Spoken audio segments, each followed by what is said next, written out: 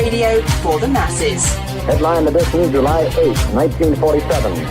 The Army Air Forces has announced that a flying disc has been found and is now in the possession of the Army. If the game is rigged, change the game. Game changer.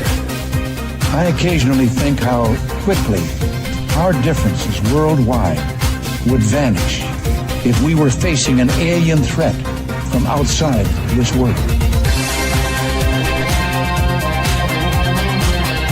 This is Fade to Black with your host, Jimmy Church, on the Game Changer Radio Network. All right, welcome. How you doing, Fade to Black?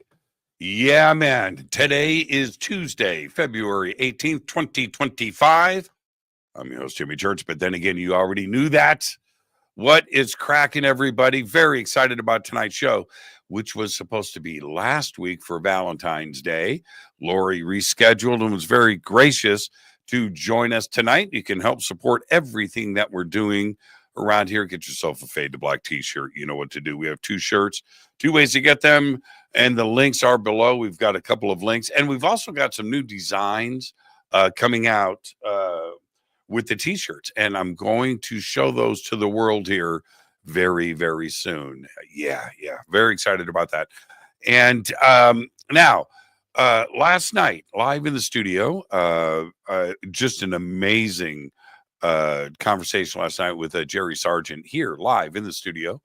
And tonight, Laurie Majka is with us. We're going to be talking about Love Never Dies. Again, how do I say this? This was to be our Valentine's Day special, but since we didn't celebrate Valentine's Day together, all of you with me last week, let's celebrate it tonight. We're going to do that tonight with Laurie. Tomorrow night, Mark Hartzman is back with us, and great researcher, great author, and talking about our bizarre world history as only Mark can. Then Thursday night, Jared Murphy and Christy Bass are with us. I'm huge fans of theirs. And RKEOX is coming to Fade to Black, and that is going to be Thursday night. So we've got a great week coming up here on Fade to Black. I do have 4 major events coming up. I do. I really do. Next up for me, next month, Rise of the Guardians. That is March 29th and 30th, 2025 in Sedona, Arizona. After that, the Contact Modalities Expo. That's May 2nd, 3rd, and 4th, 2025, Delavan Lake in Delavan, Wisconsin. Then I come back for Contact in the Desert. That is May 29th through June 2nd, right here in Palm Springs, California. And then I head south to Peru with Brian Forrester for the Inca Celebration of the Sun. And that is June 17th through the 27th, 2025. I've got 2 tours in Peru this year. That's the first one in June. Second one is in November. I'm going to give the heads up to everybody. There's some stuff in the works. Major announcements are going to be coming up in the next couple of months. And when you get those announcements, you'll understand in a very crystalline fashion how crazy 2025 is about to shape up to be, and also 2026. Okay, so that's coming up. Get ready. Yeah, it's pretty nuts. It's pretty nuts. But tonight, as promised, tonight, Laurie Majka is with us, and the show is called Love Never Dies. And we are going to be able to not only talk about love and our loved ones that may or may not be here, but also music. We're going to get into that and how love transcends. It is here forever, even in death. We're going to be talking about her experiences. She's got some stories to share. I don't think you're going to be expecting this. All right. And so her website, lauriemajka.com, the links are below. on our social media and over on our website. And I would like to welcome for the first time to Fade to Black, Laurie Majka. She's Hello. right there. Wow. How you doing? I'm doing amazing. How would I not be doing amazing tonight? Just thank you. Last week, I like to work and work a lot, right? And it was one of those things where I found out I wasn't Superman. Yeah, New news, right? yeah, it's just like, well, the facade has been taken off. But thank you for rescheduling. And tonight's going to be a very special night. You ready? I'm ready. And it was meant to be rescheduled, and I'll probably get to that later, but there is a reason it got rescheduled. And I have my reason. I want to hear yours first. But before we get started, you get the first time guest disclaimer. Okay. So let's get that out of the way. You'll be here every Valentine's Day after this anyway. But Laurie, it's just you and I sitting on my couch having a conversation as friends. And where that conversation starts, it starts. Where it ends. But we're going to end as friends. There you go. But you have to accept. You have to accept so we can. Should we pinky promise on it?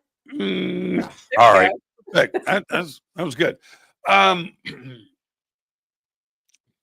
I kind of know exactly where I want to start. Okay. Normally, I throw the softball. So how'd you get into this? Right. Okay. All right. We're going to get to that probably via this first question. Okay. Yeah. And it's more of a statement than a question. All right. Shoot. Back in 2012. Yeah. When I got the news with the rest of the world, right? And I'm reading the press release and I was like, holy crap. Your fiance, Mark Abrahamian, passed away. And he was the guitar player for Starship. And the reason why this affected me the way that it did is you can tell I play guitar, right? Okay. And so I was never into Jefferson Airplane. Not my cup of tea. Starship, that's a whole nother, and it was well crafted melodic rock that had guitar stuff Airplane, that wasn't guitar. That wasn't me, but Starship, right? And I was so into the band. I love playing the stuff and everything. And so my emotional connection to the band has been there since I was a kid. Yeah. All right. Like all of us. So the news breaks and I'm reading the news, and this is my memory. So you just have to go with me on this. Okay. And you can correct me, but I'm reading it and it said, and I'm going to paraphrase, that Mark wasn't feeling right. He gets up and says something, to the band. This is again my memory. He's like, whew, huh, and he makes a phone call. He calls you. No, who did he call? His actual fiance. I wasn't engaged to him, but we had a relationship before that. But anyway, okay. Yeah, so Diana. he calls her. Yeah. See, this is my memory. This is just my memory. Okay. All right. And that was the last phone call that he made. Yeah, he had a massive heart attack during that and call. she called the ambulance? No. The band did? So he had just stepped off stage in Norfolk, Nebraska. It was really hot. It was humid. He hadn't told anybody other than her he hadn't been feeling well, but he called her, and during that call, he collapsed. And so Stephanie Calvert, Mickey, Jeff, all the band members, Phil, were around, and they rushed to him, but he was probably gone before he hit the ground. Wow. Yeah. That's just incredible. And for her, so what, again, I don't want to be, but I don't want to be insensitive, but Yeah. it's a fascinating opportunity and story for everybody, because who gets that kind of chance? Who does that actually happen to? Normally, you just get the news later, right? Right. But you're not involved like that. Right. How did she feel? Well, I only talked to her once after, well, I actually talked to her a couple times after that happened, but I mean, obviously, you're devastated, and she dropped everything and rushed there to be there, but it's already too late. He's gone. And the okay, so this is where we're going to back up to last week Okay. as well. You see how I did that? You Yeah, like? perfect. Okay, because did you get a vibe? Yeah. So, okay. That morning, so so that happened on the Sunday of Labor Day weekend of 2012. So Monday is Labor Day, right? And then Tuesday you're back to work. So Mark and I at this point in our relationship had ended everything. I lived in Chicago, he lived in Austin. I had kids. I couldn't move to him. He didn't want to travel out of O'Hare Airport. We ended things, and he met who would become his fiance, but we had not spoken for 3 years. I didn't know about his whereabouts. I didn't follow the band, nothing. I had no contact with him whatsoever for those 3 years. And that morning, that Tuesday morning, I went on my normal morning walk. And as I was crossing this bridge, I had this thought that he died. And he was 46 and healthy as far as I knew it. And it was a very odd thought.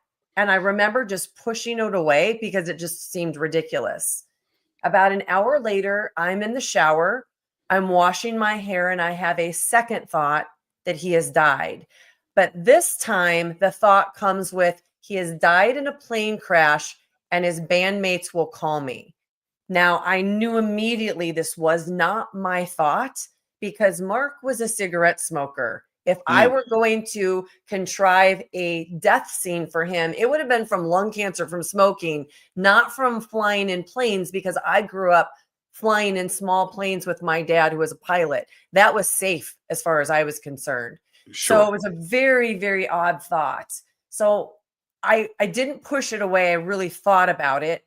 Kind of freaked me out, but I also thought it was maybe my imagination running wild, but it was hard to reconcile that with the earlier thought. So I go on my day. I work for IBM. I have to be at a customer meeting. My dad, like you, that morning went to work, and there was a CNN ticker that would run across the bottom of his computer screen, and it said, Mark Abrahamian stepped off the stage at a concert in Norfolk, Nebraska, had a massive heart attack and died. My dad is the first one to see that this has happened. He called my mom. My mom tried to call me. The Bluetooth in my phone in my car never picked up. I probably would have driven off the road had I gotten that call. Sure. I get to work and I see a missed call, and it's my mom. And I immediately have a bad feeling that something's happened, but I think something happened to my dad, not anything else. Right. And when I listened to her voice message, it didn't make sense. And then when I called her, she rushes into oh my gosh, Laurie, I'm so sorry. You need to go home and feel your feelings. I'm like, what are you talking about? So ultimately, the universe found a way to send this message to me lovingly through my mother and my dad. And that is how I found out. And I went into a meeting at IBM in this room with, I don't know, 15 people. And I'm sitting at the back of the room and I'm just crying. The only thing next to me is a box of Kleenex on a table, and I cannot keep it together. And when I left that meeting and got in my car, I cried harder than I have ever cried in my entire life. I could not believe my own reaction, because we had not spoken for 3 years, but I was absolutely devastated with that news. Have you ever had thoughts like that? Not before that, but after that, I get downloads and crazy things Right, right. all the We'll get so, Yeah, but but before not before before. that, no, right, right. No. Whenever uh I have something like that pop in my head, first off, my mom calls, right? I dread it. I dread unless I'm expecting the phone call, right? Yeah. Is it my birthday? Is it Thanksgiving? Right? But if it's just out of the blue, I don't want to pick it up, and I so get I it. hear you. Yeah. But whenever I have that kind of premonition or kind of strange thought, I push it out and go, stop. I don't want to have that come true. Right? You follow what I mean? I'm just like, Yeah. no, no, I want to no. I want to add another part to it that I share in the book that I think it's kind of relevant because people who are probably listening are trying to figure out ways to connect to their own passed away loved ones. And when I share these things, I think it helps them understand how it works for me so they can extrapolate the information and apply it into their own lives. But while I got out of the shower and I was drying my hair, before I get the news, I have this overwhelming feeling that I need to go and wear my great grandmother's ring. Jimmy, my great grandmother at that point in time had been gone for 10 years. I had never once worn her ring before.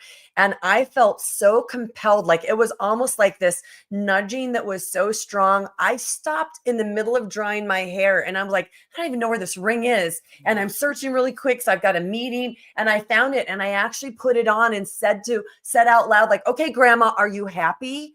But I know now in hindsight that they did that to let me know that on the other side, I had all this support for what was going to be one of the most difficult days of my entire life. Now, is do you consider? Did you acquire? I know this sounds like a funny question. Did you acquire a gift, or was it always there and your eyes were closed? It was always there and my eyes were closed. My sister is a medium. She actually, the only thing she does for a living is give readings to people. She had 2 near-death experiences, and in my experience from interviewing people who've had near-death experiences, they often have a gift that they acquire or multiple gifts that they didn't have before. But I think we're all intuitive. And the more we connect to that side of ourselves, the more we become open and see, the more we recognize, the less we think things are coincidence because we have enough experience to understand that there's something more happening than just a coincidence. Well, see, and this is what I love about life and people like you that I know that are part of the community is that once you open, I don't want to say open your heart. That's too I was going to woke. say open the floodgates when you were Yeah, saying yeah, that. open. See, that was good. That was good. That was good. That was good. Once you open the floodgates, Yeah. uh, the problem, it's a burden because can you turn it off? That's the one thing. But the second part about it, which I really love, but it can be become too much, is you start to see all the synchronicities that you were ignoring before, A and million and percent. which were happening all day long Yeah. anyway, Yeah. right? But once you open, suddenly everything is a frigging synchronicity, Yeah. and and it's cool and it's fun, but you can't turn it off once it's on. That it's true because you recognize it. What's interesting, there's a lot of people that are, I'm going to say, waking up right now to the power of who they are and that we are more than just this earthly incarnation. And they'll start to see synchronistic numbers like 1111, 111, 222. And that's kind of the beginning. If you're listening in the audience and you're Oh, starting to see those, you're starting to really wake up, or you've been doing this for a while and you just always notice them. You're always catching it. You walk by someplace and there it is. You see a license plate, there it is. in my family room. underneath the TV. I have an old fashioned. It's called a tube clock. So you have the like guitar tubes in an amp, Oh, right? yeah. Okay, and they have numbers in it that light up, right? And it's a Uh-huh. clock. It's really cool. Really, it's retro. It's so retro, it's now tro. It's like it's really cool. But anyway, so that frigging thing, I look at it twice a day, 11:11. I Of don't look course. at it when it says 12:30. I don't look at it and it says 8:30 or 8:42.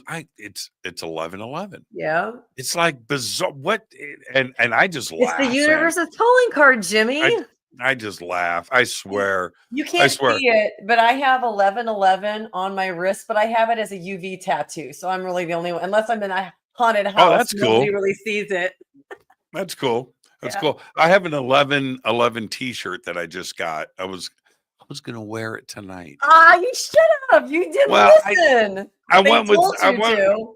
I went with David Bowie tonight for you. I went with David Okay. Bowie. I went with David Bowie. But uh yeah. And okay, so I'm going to share this with you and then I'm going to lock right onto your stories and how Sure. you want to respond to this. So, Okay. what year is this? This is 2025. So I'm going to guess I'm embarrassed that I don't know the exact year, but I think around 2017, like right in there, my mom died. 2016. I'm sorry. And she was old. She lived a good one. But anyway, but my mom was crazy. She was nuts. And she, when I was a little, I was 5 years old. This is in the 60s. And she did Ouija board.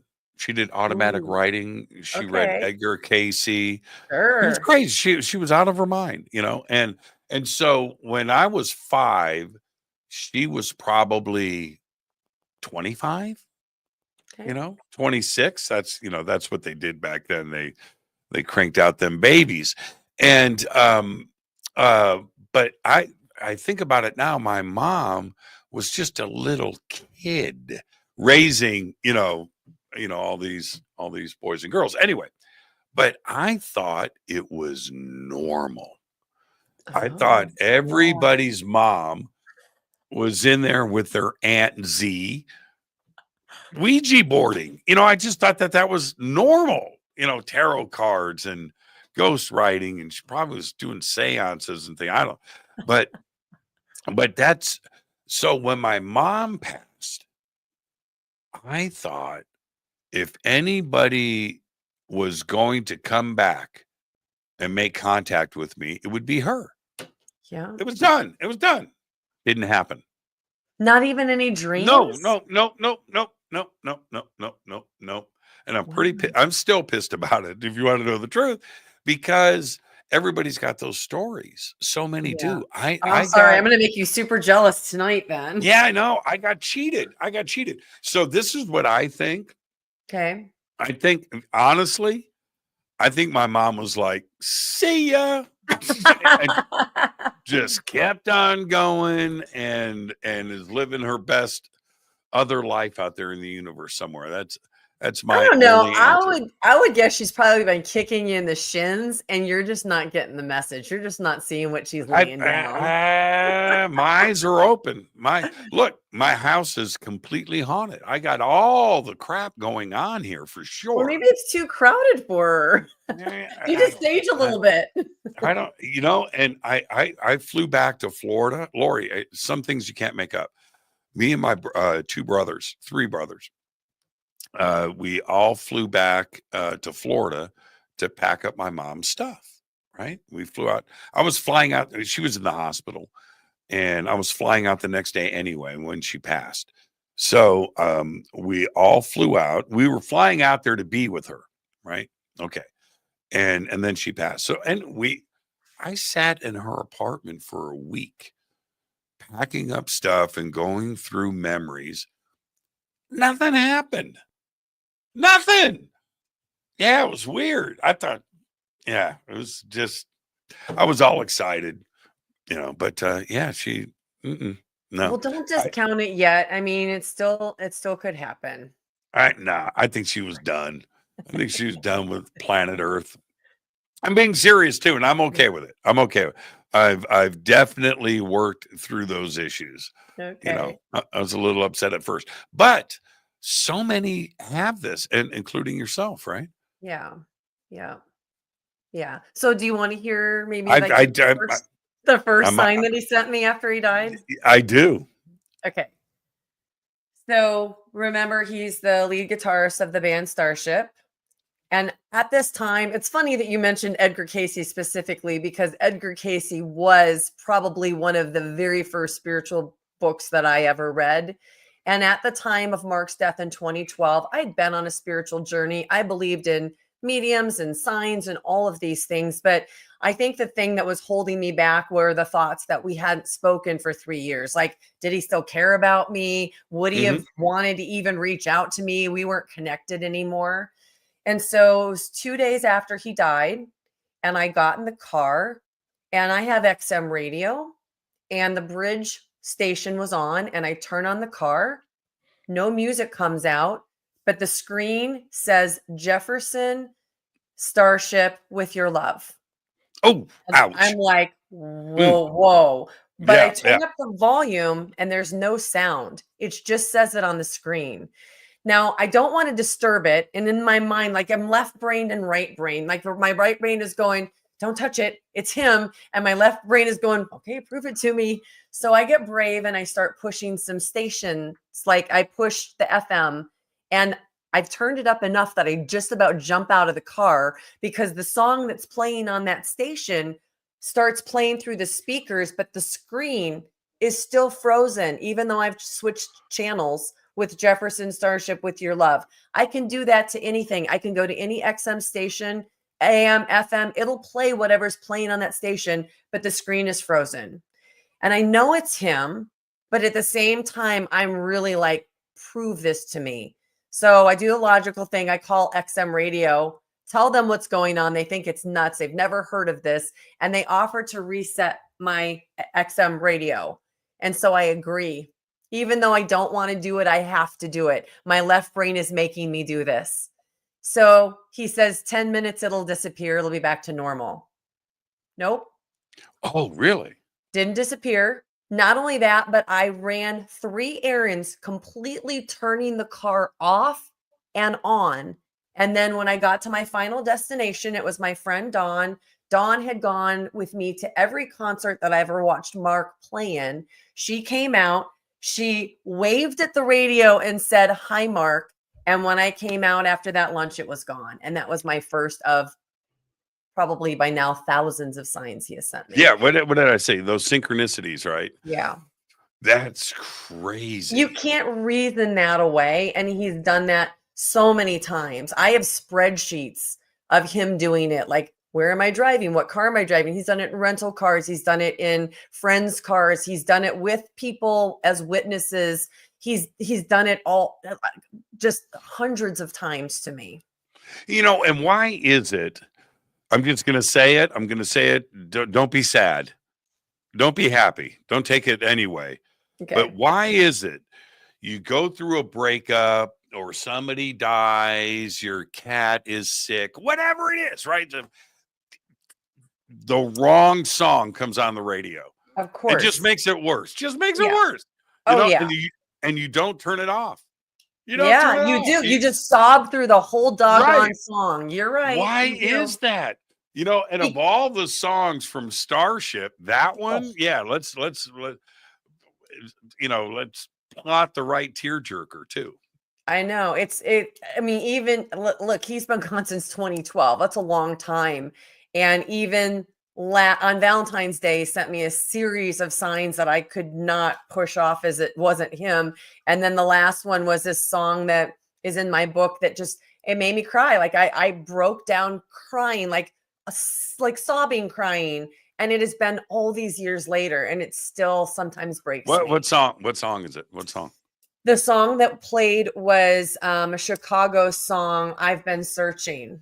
Oof, oh man. It's a good Yeah. one, right? Yeah. Yeah. You know who does it to me now too as well? Look, Starship. Oh man. And and Mickey Thomas, that guy, That guy's voice the is incredible even the now. voice of an angel. Oh my gosh. It's a gift. It's a gift. It's a gift from Yeah, heaven. for sure. And but Neil Young tears me up now. Oh, I love Neil Young. Yeah, Neil Young, man. Oh, geez, man. He's Love just it. just so emotional, so strong. Anyway, let's back up. You said that Valentine's Day, so that was one. What else happened? Okay. In order to tell this story, I have to set up a couple of things so that you'll understand why these were significant. So, first of all, the last time I saw Mark alive, he did what they call a singer show with Toto. So Jimmy Kimball, Yeah. lead singer of sang Rosanna and all these songs. He came out with Starship, and what they No, would do. Bobby Kimball. Bobby, thank you, Bobby, not Jimmy, Bobby. Bobby Yeah. Kimball. Jimmy comes Kimmel out. would have been pretty good too. That would have been good. I don't know if the Yeah. singing would have been as good, but Yeah. so anyway, he comes out with the Starship group and they play 4 Toto songs. And one of them was Hold the Line. And back in 2017, when I was having this big breakup, Mark froze my screen and played that song when I was in the car with the person I was breaking up before the breakup happened. And then after the breakup, he kept sending it to me over and over again. And through the years, it has actually become his symbol that I need to run from whatever is going on right now. But I have a spreadsheet where he has sent me Hold the Line 99 times. And then he stopped. He didn't get to 100. That was over a 4-year period. I have, I'm telling you, XM Radio, if they would ever contact me, I could be the best publicity for them with what XM Radio, especially Yacht Rock, because he played it. They didn't used to play that song on Yacht Rock, but the radio would freeze with whatever's playing and Hold the Line would play. Now in September of 2023, they started actually playing it on their station and it never happened again. But up until that time, he had done this 99 times. And it's significant because the last time I saw him alive, he was playing one of those 4 songs. So that's a sign for me. So that's that is a trip. It is crazy. Okay, so here's the setup. It's Valentine's Day and I go get my hair done. It's an hour away and the hairdresser has a package of products she needs me to take with me to give to a friend. And I have to go to the bathroom. I ask her to use the bathroom and she forgets. And I get to the front door and I'm like, well, I've got an hour to 90-minute ride home. I guess I'll hold it. And I get in the car and I turn on the car and Elvin Bishop's song is playing. And Mickey Thomas used to play with Elvin Bishop. So again, this is my first sign of Starship, like that Mark is around because they played that song in every single concert I saw him in. So I call the friend that I'm going to go deliver this product to. We wind Are you up talking being about fooled around and fell in love? Fell in love. Exactly. Good. Yes. It's a great song too. Great song. Great song. So that starts off my Valentine's Day first sign.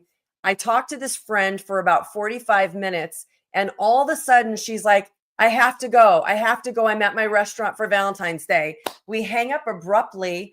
And as she hangs up, Hold the Line is playing. Of course, I can't make up the timing for this, but to make sure I'm not missing this is just that song is playing. There was a truck that was going, it had a trailer on it and it kept going in and out of the lanes. And all of a sudden it realizes it has to be in the right lane to go off on the highway in the one direction and the highway is going to go the other direction. And it's right beside me. And in big letters on the side is like a round symbol and it says Mark. And I don't know how I'm able to get my camera out and get a picture of this because I'm splitting off the highway, but I happen to snap a picture. Then I get to my friend's neighborhood. And as I pull on her street, because I've got to deliver this product to her, there's a car parked with, you know how sometimes people put like an advertisement on their back windshield and it says, call me for guitar lessons at your home with the guy's information. And the last job Mark did before he joined Starship is he was a guitar teacher. Right. All these signs, the hold the line, the mark, and the guitar message was all within 5 minutes of each other. I'm like blown away by it. I'm parked now, and I pull up that picture of Mark, and it's not just a plain picture. To the left of it, of the name Mark, is a guitar, just like the acoustic guitar that's behind you right now in your upper left-hand corner. It is in that insignia. So I cannot fucking make this stuff up. It's so Right. many things. It's not just one thing. It's multiple things. So you cannot use any logic to say that this was an accident. You must be okay. You must be really fun to hang out with, or a pain in the ass. Right? Depends on who I'm hanging out with, Yeah, but I don't share exactly. this with everybody. Like there are certain people that I wouldn't even say this to, Right. but the people who know me are to the point where it's so many synchronicities, like they can't be surprised by it, or Now, they what do you do? witnessed it. Okay. Are you married? No. Okay, you're single. That's why Valentine's Day was such a big deal. It was actually my 5th one by myself. Okay, so what do you do on a date now? Do you go, okay, this is going to be our breakup song, or do you like get straight to it and go, okay, I got to talk to you about a couple of things because this will happen. Do you go full stop disclosure, or what do you do? It depends on the person. It depends on the connection, but it's usually not a first date conversation. We're like maybe Right. a third one. But the thing that sucks now, Jimmy, is like we're totally searchable. Like I have a YouTube channel, I have a website. If somebody has my name, and I do not date online, then no, I will only meet somebody organically, which is probably why I'm still single because I'm not Right. out enough. But somebody, if they want to find out what I'm about, like it would take them 1 second to figure out, what I've got going on. And for me, if the person's not spiritual, if they haven't had their own loss, they're probably going to be intimidated by my connection with Mark. It's not for everybody, and it's not for the faint of heart because he's still around. Now, man, I just love this conversation. No, I do. I just love it so much. What kind of advice do you have for those that are listening right now that are going through emotional stuff like this, where sometimes it can be just a little bit too much? You mean seeing signs from their loved Yeah, ones? from I mean, what do we say? When the sad song comes on the radio, and Yeah. suddenly, and your emotions just get the best of you. That's Everybody, life. I mean, like, hey, I know. it's like grateful to be alive, I guess, at that point in time. Or I have never met somebody who receives signs and synchronicities who thinks it's too much because they feel grateful to know beyond a shadow of a doubt that their loved one is still around.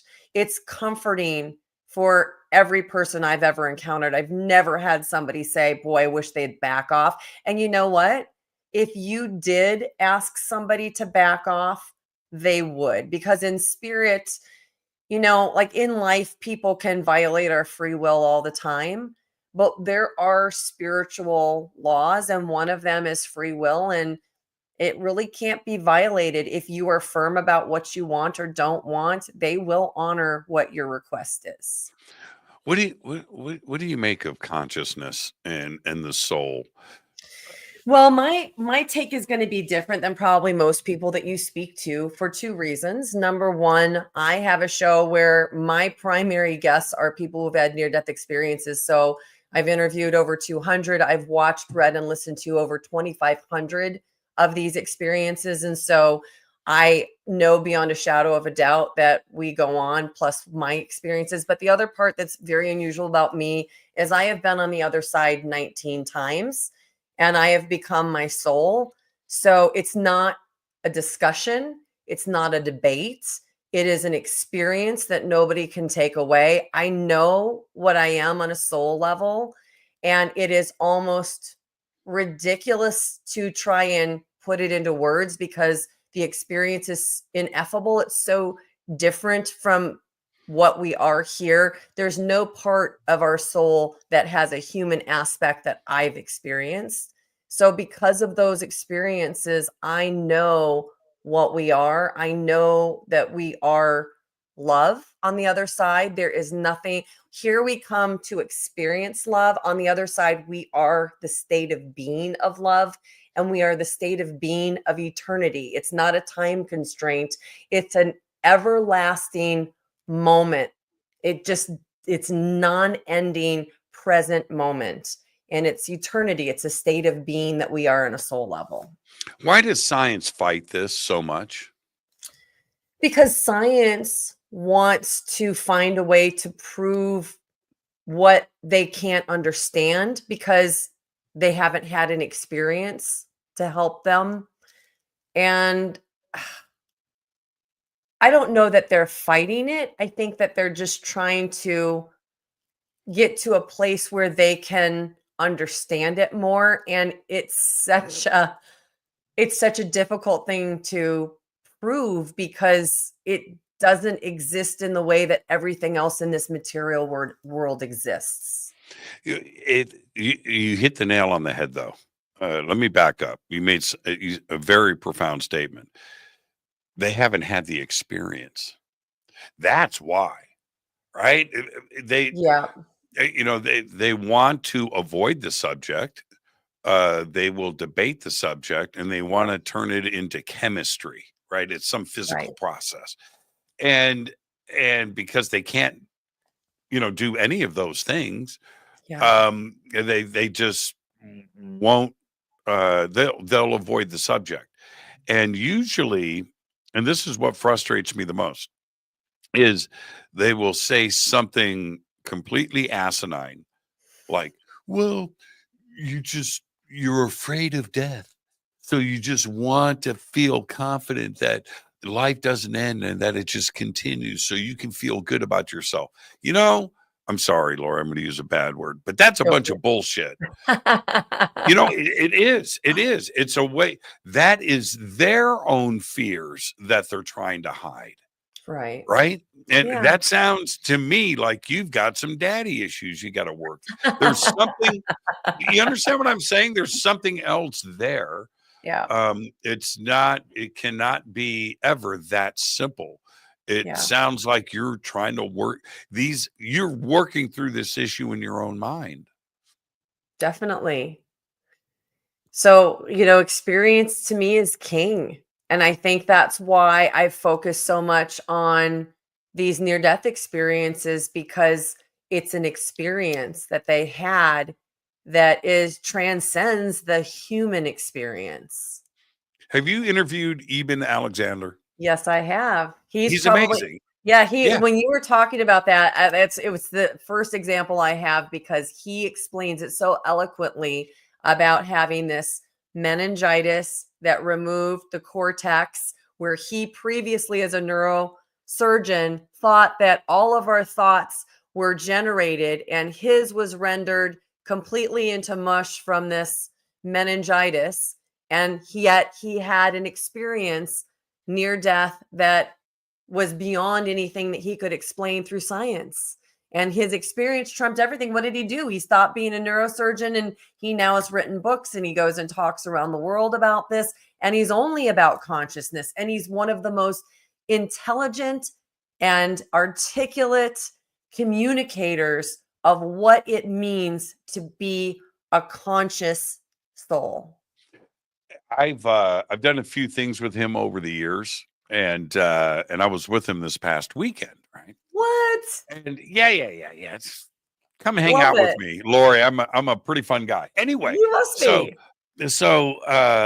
I he just comes up to me and he's, "Jimmy, Eben, how you doing?"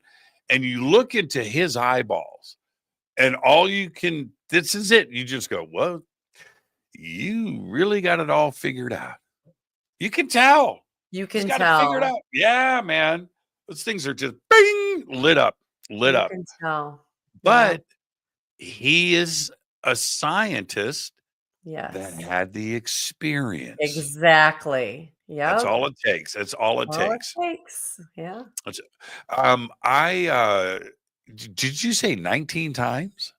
Yes. Okay. Uh, for the audience, clarify that statement. All right. So, when you do a little bit of research about psychedelics, there is one that they call the God molecule, and it's 5-MeO-DMT. It's the most powerful psychedelic on the planet. DMT is thought to be produced in the pineal gland in your brain. It's released, they think, at 3 times: when you're born, soul Hmm. enters the body; when you Hmm. die, soul leaves the body; or when you have an experience that is very traumatic, death, being murdered, and your soul leaves the body. And DMT is the releaser. So there's a substance called 5-MeO-DMT that I have taken very, very, it's a very sacred journey for me. I do this with a shaman, Hmm. and it allows me to completely disconnect from my physical body. My Hmm. body lays there completely still. I am not in it. I am gone for 20 minutes. It's called a breakthrough dose, where you are Hmm. completely gone. And I, every time, without exception, become my higher self or my soul. No, and you know what's I've done it twice. You have. Have Oh you? yeah. Now, people have different experiences. You get what you need, not necessarily what you want, but I'd be curious to know if you had that experience of becoming your Well, soul. yeah, okay. Did you Okay, completely leave your body first of all? both times. You Yeah, did. yeah. Okay. It's Oh yeah, unusual, oh yeah. to do that. I don't know. It's I not don't the know. norm. It's not the norm. Well, I have seen people struggle with that. Yeah. Yeah. I had zero issues. I went right there both times. Um uh but this is okay. Check this out. Okay.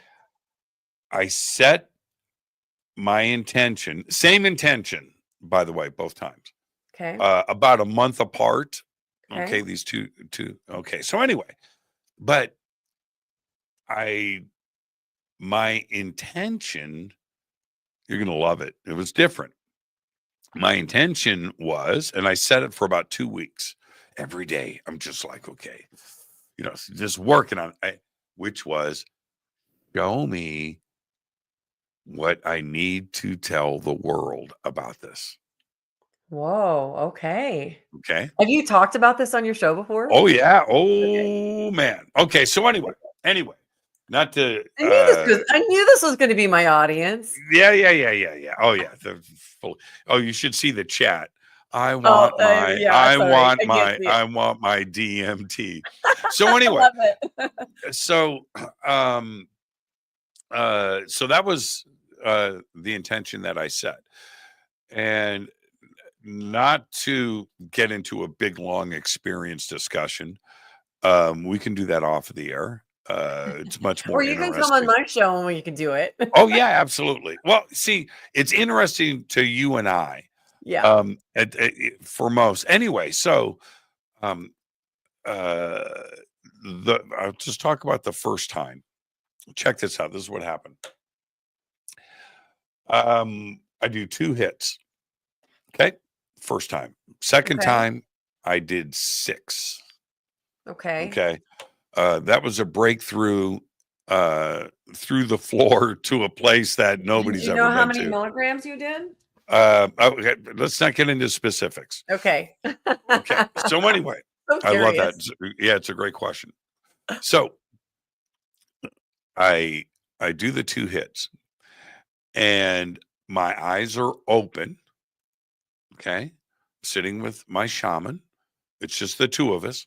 Yep. And I'm sitting there. Anyway, on this wall, which was blank, by the way, suddenly this arrow pops out and it's pointing, it's huge and it's pointing down and it says enter here. What? Yeah. And it comes out of the wall. And I went, okay. And like this thing. And I just shut my eyes and started walking forward. And when I did that, this voice, she comes behind me and she goes, okay, you ready? What I want you to do is stay on the path. But if you need to go right or left off of the path, you can, and I'll show you what that's about. Or you can just stay on the path. And I didn't even look over my shoulder. I just said, okay. And I started and I went into the world. It was incredible. It was incredible. So what did you bring back about what you were supposed to share with the world? Yeah. Okay. Great question. And something I've unpacked a lot is Okay. this. It's not a drug. No, it's not. It's a key. It's a I tool. agree. It's not Yeah. a drug.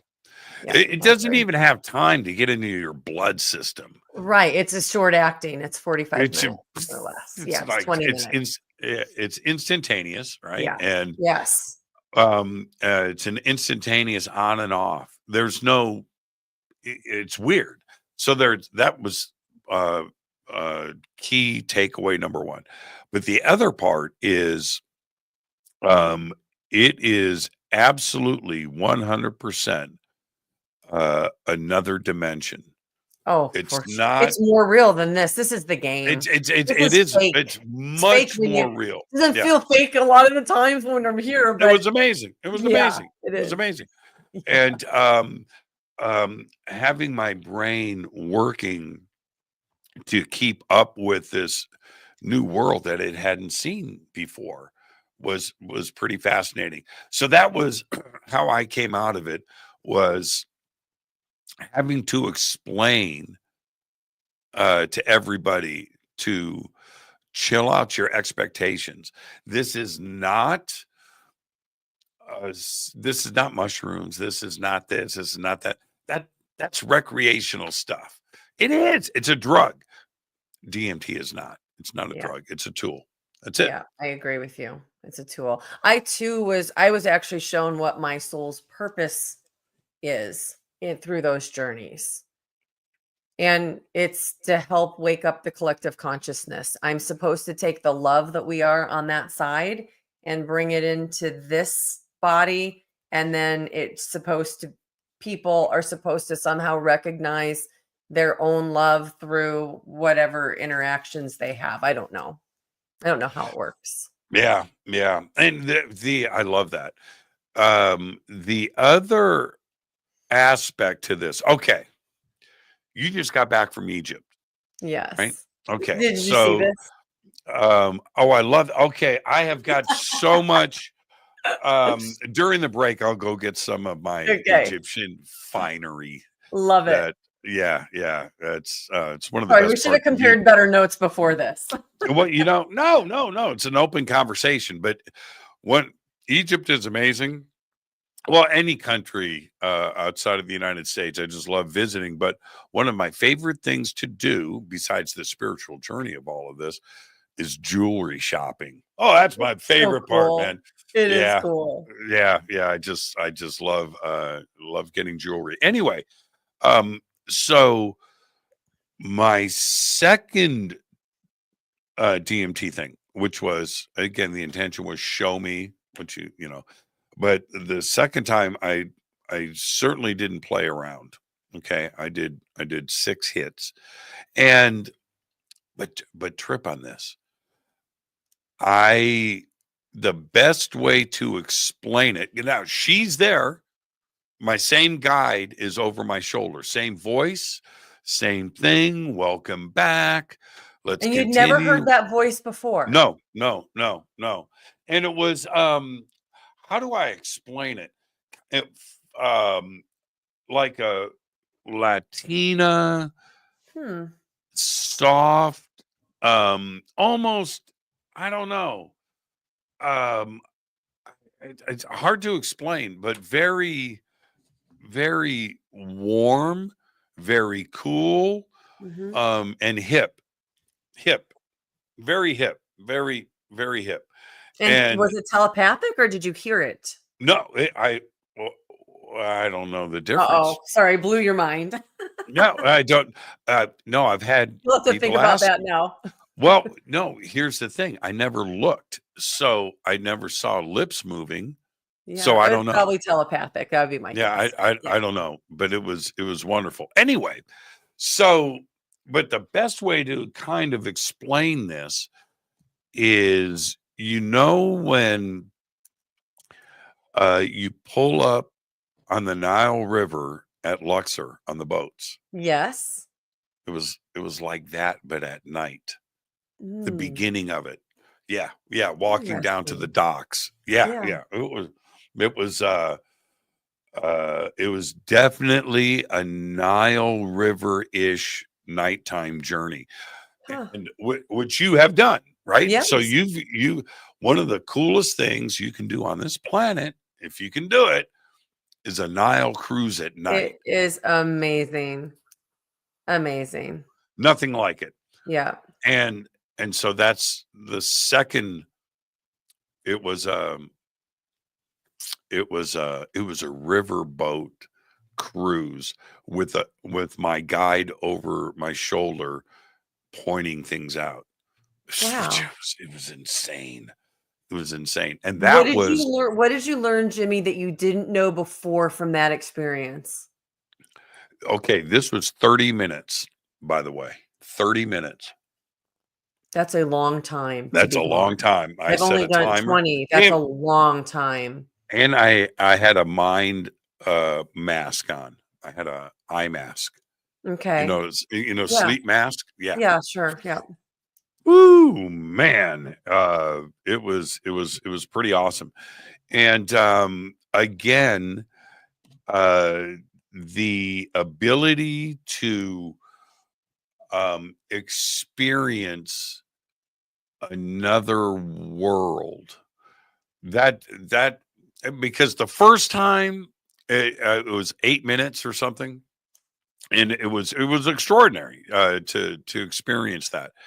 But the second time was confirmation of the non recreational aspect to it.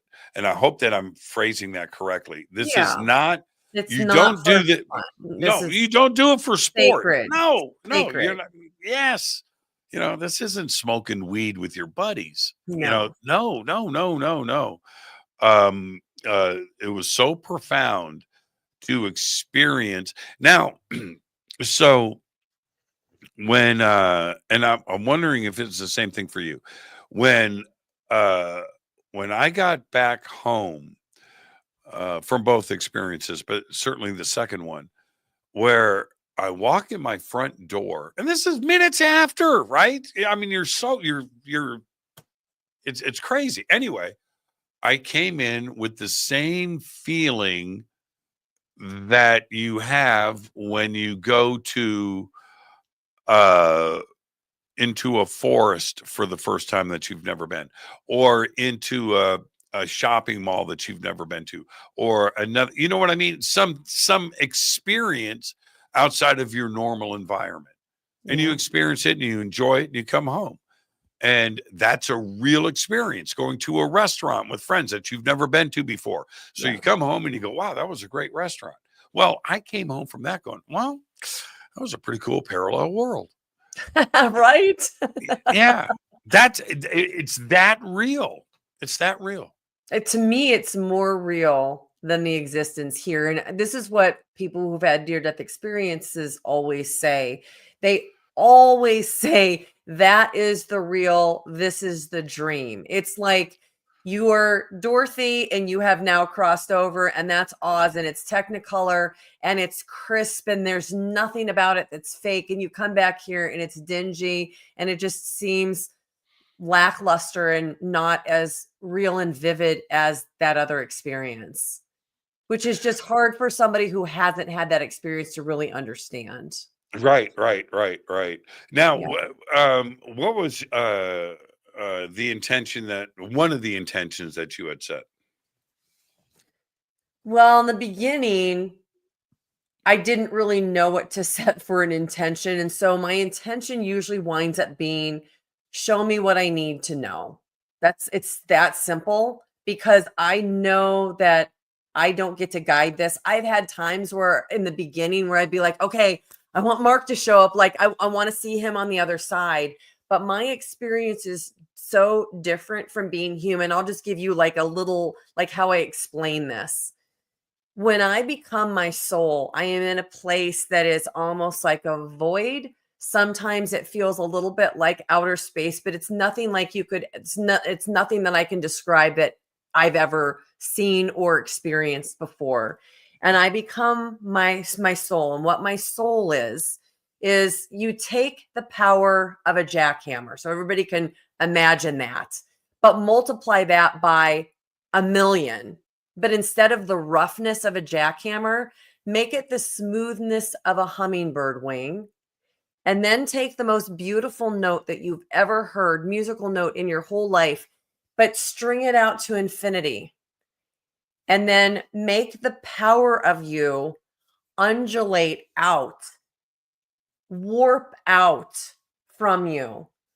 And then take the feeling of love, whatever feeling you've ever had for a spouse, a loved one, a child, a pet, a grandparent, a mother, a father. Multiply that by, and these numbers, I always feel almost dumb saying this, but multiply that by a million, it's probably not enough. Right. And that's the love that we are on the other side. And the size of me would be larger than the earth. And when I have looked at my arms, I have looked at me. I don't have arms. I am a shape that is not human.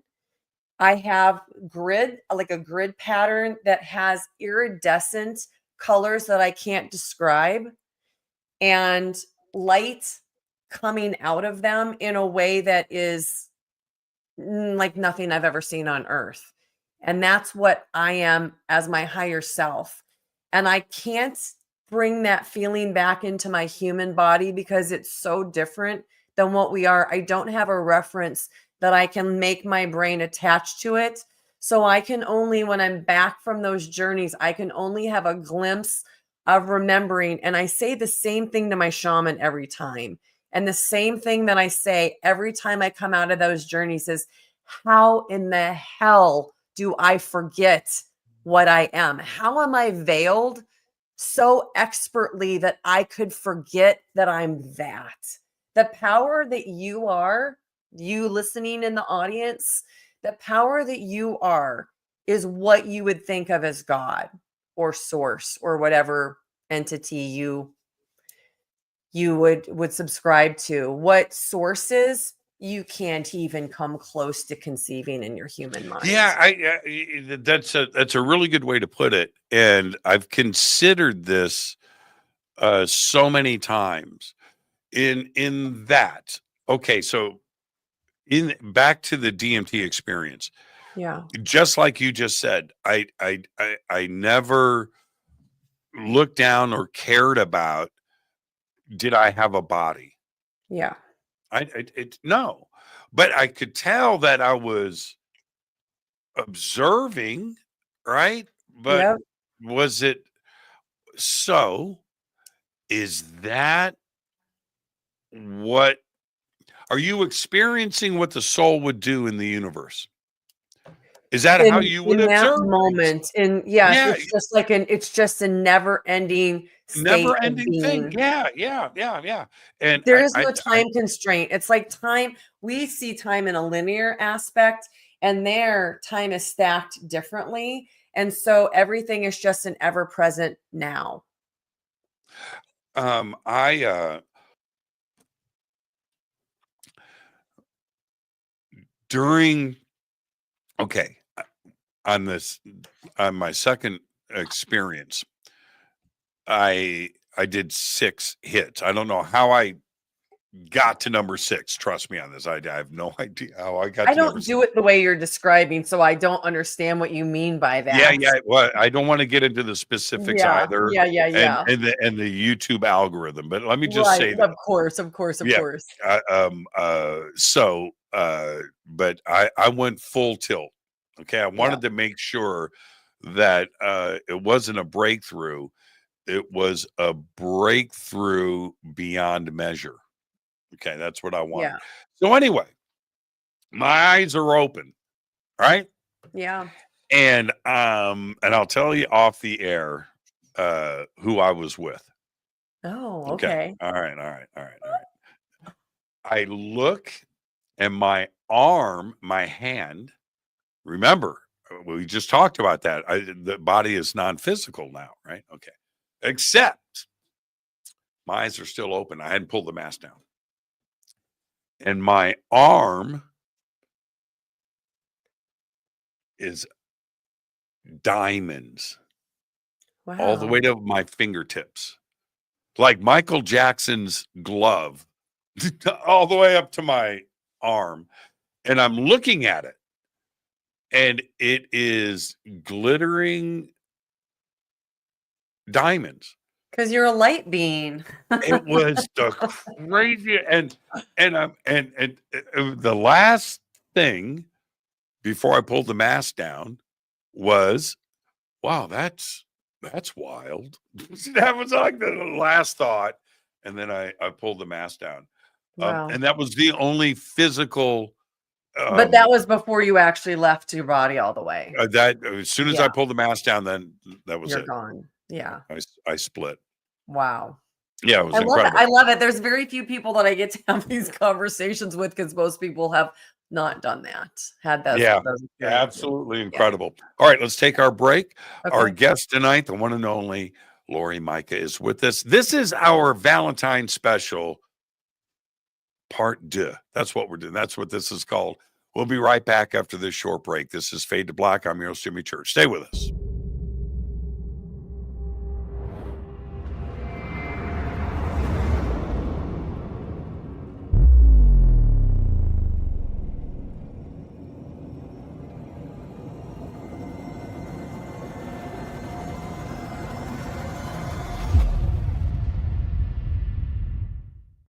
Subscribe to our YouTube channel to get your alerts and access to over 2,000 videos. Click that subscribe button right now. Go to jimmychurchradio.com and get the Fade to Black official podcast. 2,000 episodes, all of them commercial free for just $2 a month.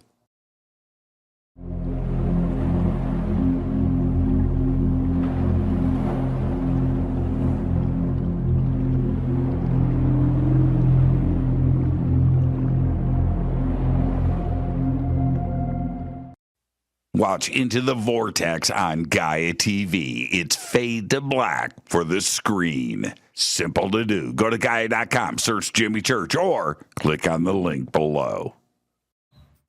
Follow Fade to Black on Twitter at JChurchRadio. Get all of the show updates every single day. It's now called X, but who cares? How you doing? Jimmy Church here. Special announcement. Get your Fade to Black t-shirts. That's right. Help support the show. Help support everything that we do over here. We've got 2 t-shirts. We've got 2 ways to get them. Get your Fade to Black t-shirt today. Go Backley Tappy.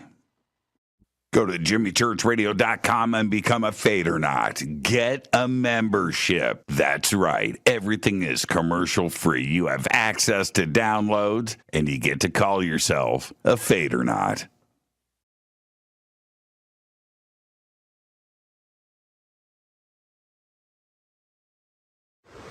Today we're headed to Bolivia, Tiwanaku, Peru, and of course, Pumapunku. Brian, exciting. Thank you so much for everything, my friend. Always an honor. Right behind us is the sacred river of the Inca that goes past Machu Picchu. So we're going to be driving up to its source at 15,000 feet above sea level. and then down to Lake Titicaca. So today we hit 15,000 feet. Yes. Crazy. And you can do it with us. All you have to do is go to hiddenincatours.com. Simple. We've got 2 tours coming up next year, one in June for the summer solstice, That's right?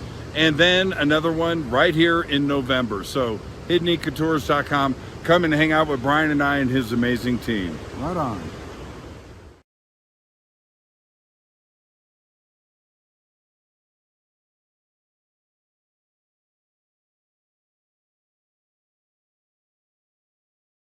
River Moon Coffee, makers of the Fade to Black blend. Truly the best coffee on planet Earth. Just visit rivermoonwellness.com or their Amazon store. It's all simple to do. You can check out the Fade to Black blend, the Game Changer blend, or any of their Black Moon Wellness products. It's the only coffee I drink.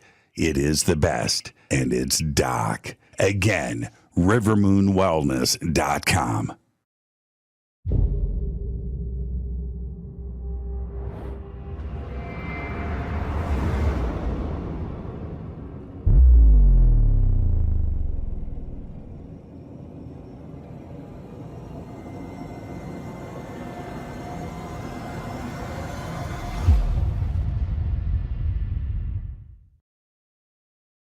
All right. Welcome back. Fade to Black. I am your host, Jimmy Church. Tonight, Laurie Majka is with us.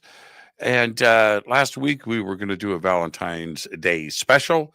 And I just burned the candle at both ends and wasn't feeling myself and asked Laurie to come back this week. And she's here with us tonight. And here, I want to pick up where we left off. I brought up Egypt, and you just got back, and there is something else that I find interesting is the symbolism when you go around a country like Egypt. Peru certainly has this up and down and sideways, that the ancients were definitely connected to other dimensions, and they fully, and you see it. What you can't unsee it, can you? It's everywhere. Yeah.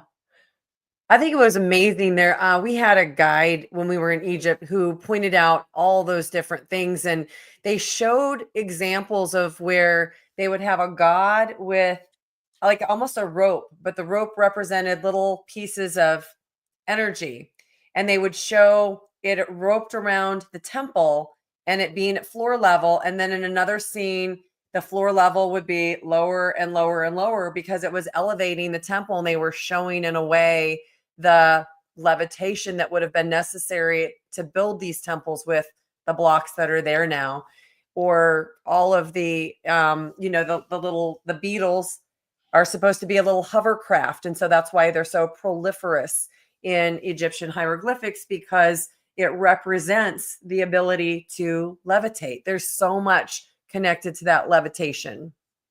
Yeah, scarabs are wonderful. Yeah, my house scarabs. is my. I didn't know how many people would be familiar with the term. So, Oh, we are very familiar with that term. Trust me.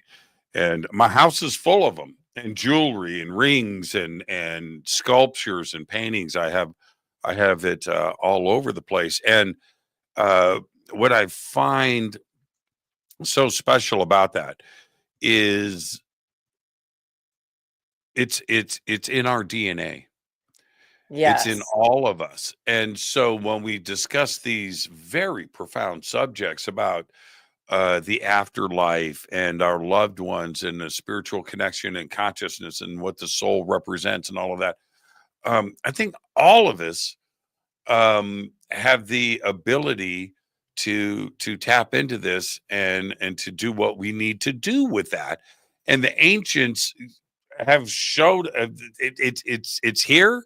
We've always understood it. Somewhere life with humanity got in the way, right? And we started disconnecting from that. Why do you think that is?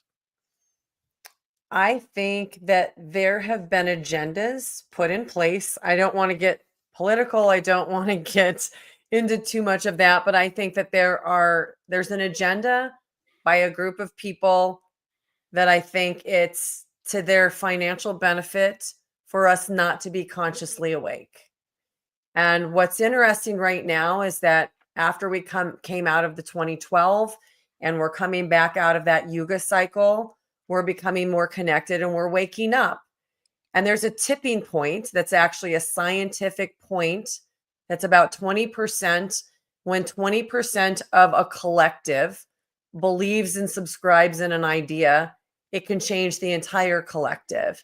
And I really think that that's what's happening right now. So for a long time, there were people that did not want us to be consciously aware that we were powerful, that we could evolve in ways that are where we don't need certain types of government or certain types of investments where people are making money from the collective, and they don't want us to know about that. And so they try and keep us in the dark so that we can't recognize our own power.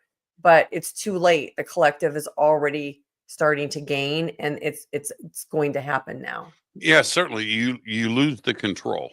Yeah. You lose the control where forever the control was unavoidable. We didn't have the ability to communicate like we do now and to share Right. ideas.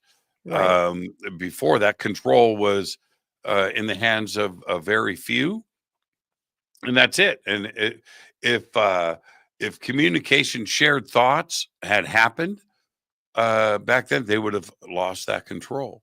You Right. know. Well, speaking of losing control, I need 1 second to grab my power or I'm going to lose you.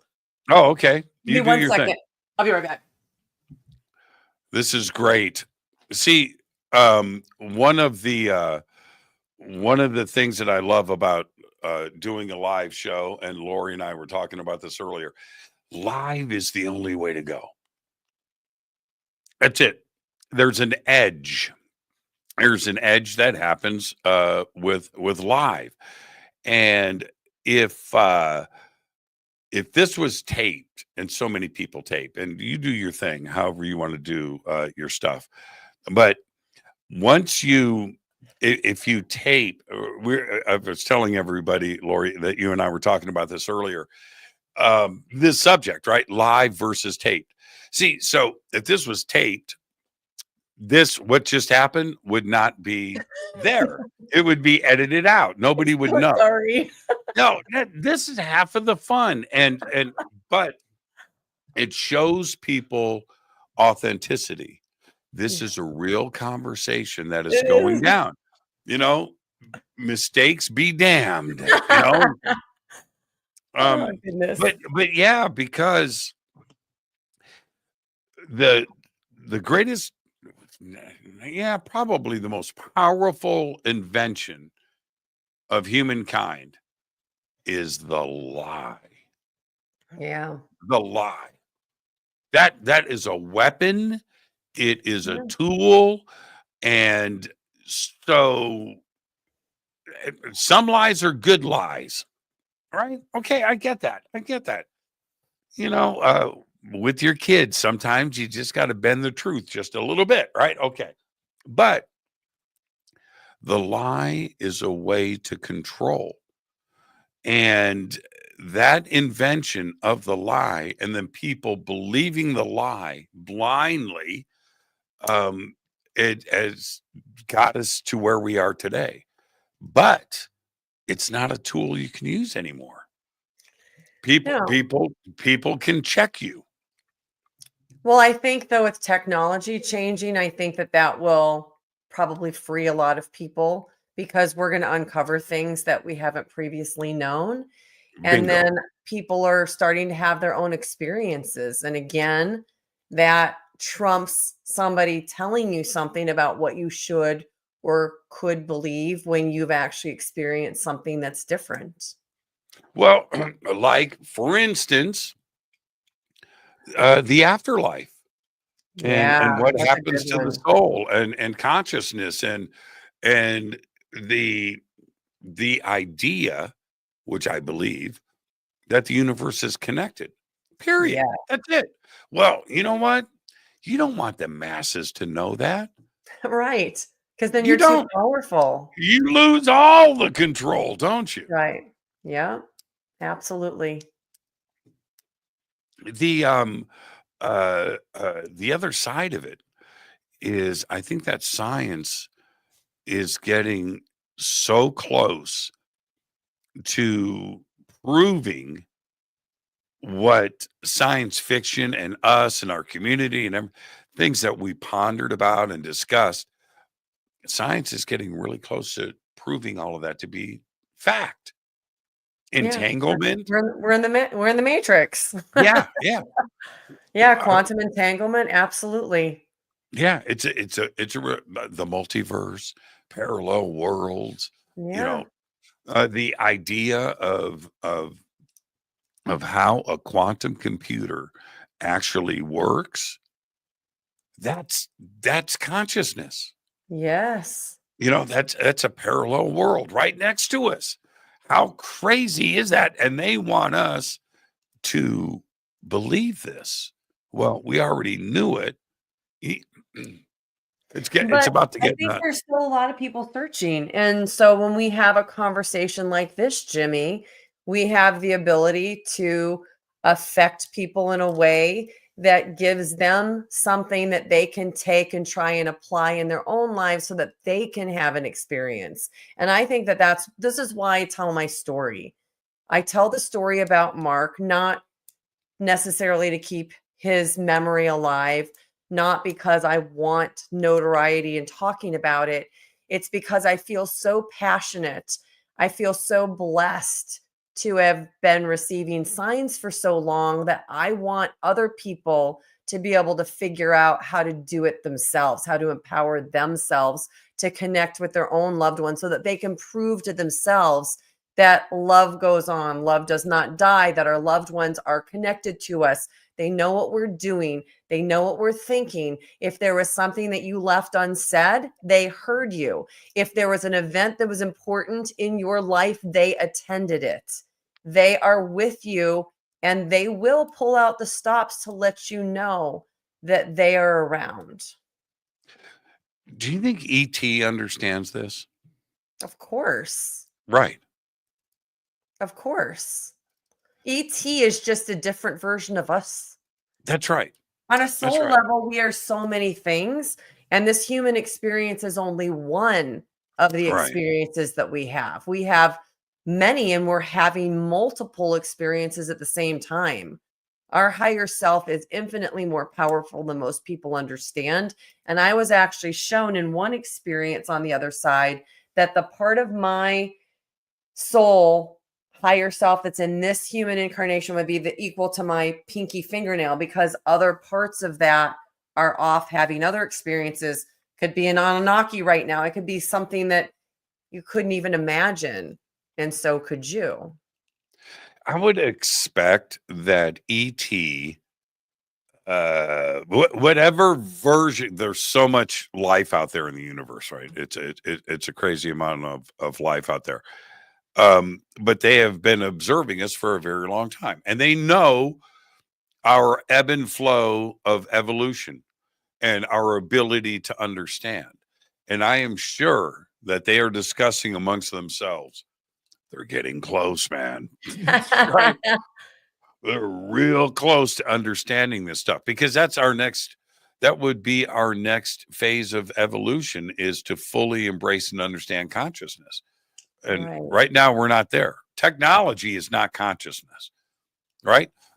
But Not yet. we've achieved a certain amount of technical abilities and knowledge. We've taken it about as far as we can go. I'm conjecturing here, but the obvious next step for us is to understand what consciousness is, and then we can. What's I don't I don't know for sure, but I don't see us like this in 1,000 years. No way. I don't. I don't. No, I No. agree. Do you think that we it to use the term like light beings or energy light. Well, kinda I do. I look at it that way. And I would expect some evolved species, some intelligence that's going to arrive here. It wouldn't surprise me if they have evolved into something beyond the physical. Oh, yeah, definitely. Definitely. But it's not necessarily them, it's us. Like, if souls are the only thing that really exists, a soul then experiences anything it wants to because it has eternity to do that in. So a soul could become anything it wanted and things that we obviously in a human state could never even imagine. Would it would it be boring to be all knowing? Would it where um eternity in heaven as an angel, being happy forever.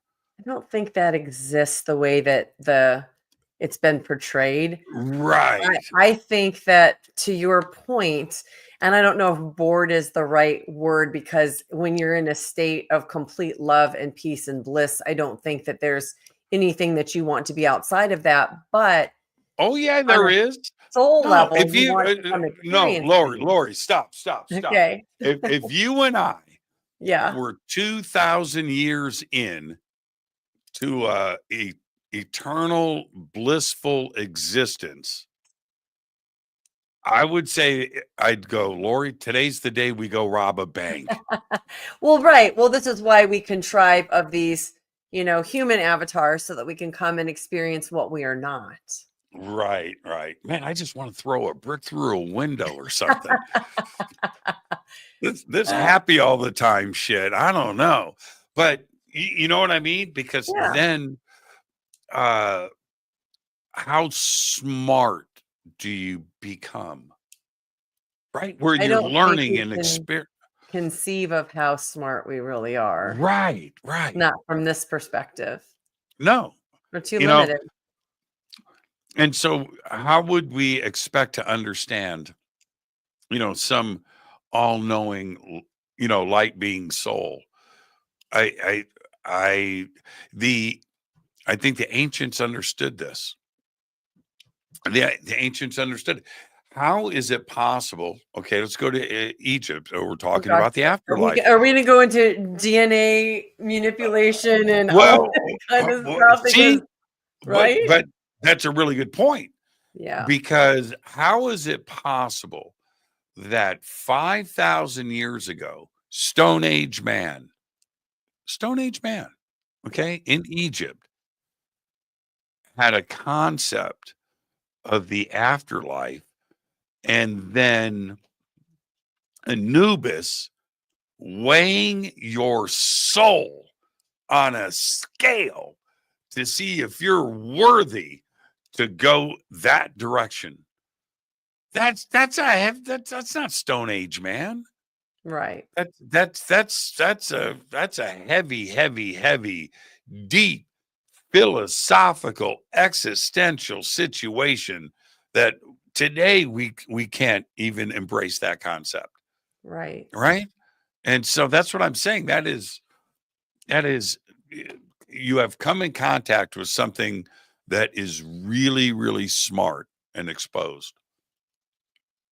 Yeah, otherwise, how would we have gone from hunters and gatherers to advanced civilizations in such a short amount of time when it took millions of years for that to evolve to where they were just hunters and gatherers? You Something tell had to me. be interjected. Yeah, you tell me. I've been trying to figure this out for a while. What's Well, your I don't know what's that your I have idea? any of those answers, but I think there's a lot of people who have hypothesized about DNA manipulation and things that were changed so that we could then become something other than what we were evolving to on our own slowly, What?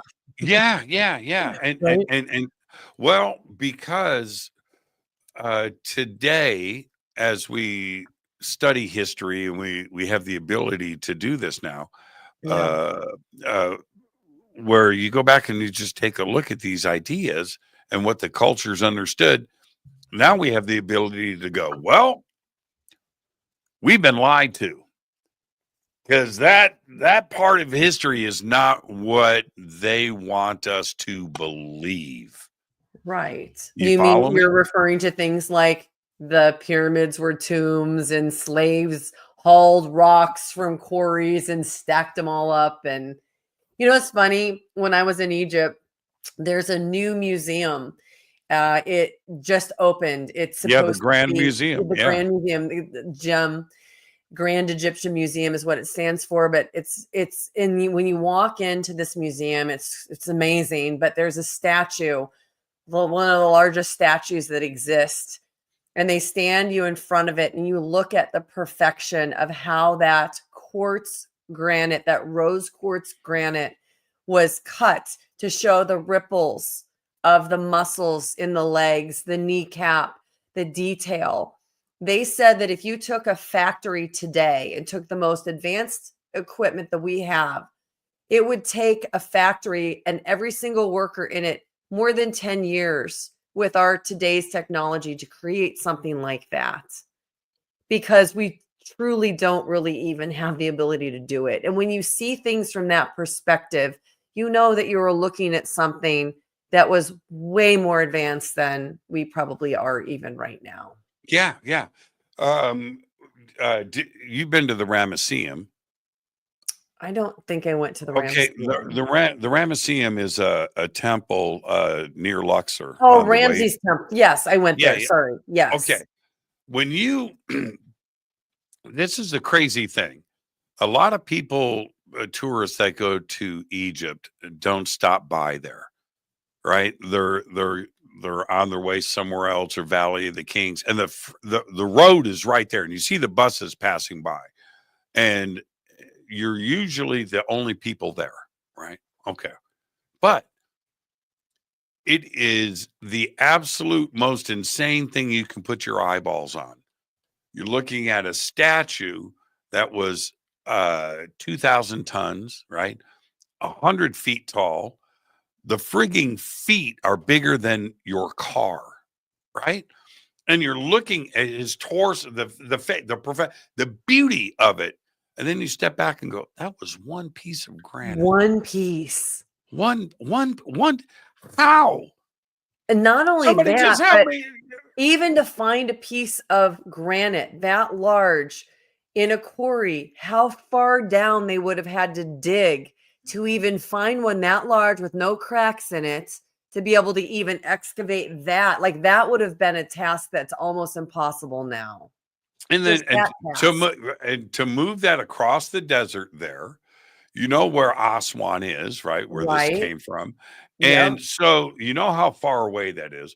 And this thing, this statue is so large, you can't wrap your mind around how big it is. Statue of Liberty stuff, right? Okay, so anyway, then they had to move it. It's one thing to dig it or carve it, right? They had to get it out of the ground, across the desert to the Ramesseum, and then tip it upright. Right. It doesn't work They've for done them. all kinds of things with those obelisks. So, Yes, same thing. right, Same thing. trying to scientists trying to figure out how they could take smaller versions of them and stand them up. Unsuccessful every time. Unsuccessful. You would never take a chance of spending that much time carving something that magnificent unless you knew beyond a shadow of a doubt that it was going to be put in place completely whole without any chance. So I believe that these things were moved with vibration and Yeah. frequency in ways that we can't understand. Right, right, right. And you see it all over Peru too. But when you I try to give this advice. Not everybody can go to Egypt, and I understand life is in the way. I totally get that. But to go and confirm to yourself what you have heard others speak about, Yeah. is one of the craziest things you can do until you Especially, go. yeah. Yeah, when you go to Especially those Aswan, pyramids. Oh, just even I mean, the temples are amazing, but being in front of those pyramids, being inside those pyramids, you don't fully get. It's like the Grand Canyon. Until you go there and look at it with your own eyes, you right, don't get it. right. Uh, I have a bunch of experiences at the Great Pyramid at night, Mm, and when you're at Giza during the day, where you've got 100,000 tourists there, and you've got all the camels and the yeah. noise and Yeah. the people trying to sell you T-shirts and all Yeah. that stuff.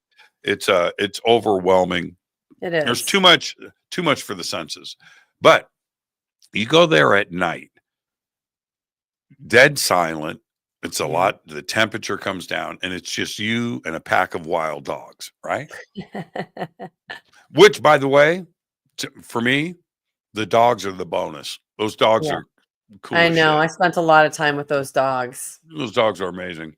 Talk about the lights are on. Those dogs, they've got it all figured out. So, anyway, to hear your heartbeat, it's so quiet on the Giza Plateau, standing next to the Great Pyramid. That that's I something had you that just have to experience experience. also. We were there, we had a private visit and it was rented out for 6 hours. So my time was 11 p.m. to 1 a.m. And I actually was lucky enough to go down into the Queen's Chamber, and I was the only one from we had about 50 people in that group, and everybody was in the King's Chamber, and I just felt called, and I went in the Queen's Chamber and I had it all to myself for a little while, and then the same thing with that subterranean chamber, and it's I did the same thing. I did the incredible. same thing. So, yeah, I had the Great Pyramid to myself, and I Amazing. was first in, and so I went up to the King's Chamber, did my thing, and then everybody started to arrive after that. It was a ways later. I had a good chunk of time by myself. Anyway, while all the yahoos are going in there to ohm, right, or do whatever they're going to do in the King's Chamber, I went right down to the Queen's Chamber, down Yeah. around, and I'm in there by myself, and it's extraordinary. It's such a I thought the subterranean chamber was probably it was other than the sarcophagus. That was my favorite. yeah, I'll tell you why. For me, the subterranean chamber is work. You don't just stroll down there with a drink in your hand. No, it's Okay? 205 steps from that It's just work. It's yeah, work, and it's yeah, tight. it's It's tight. tight. It's tight. And by the time you get you are so far underground, right? So the concept, and it's unfinished and everything.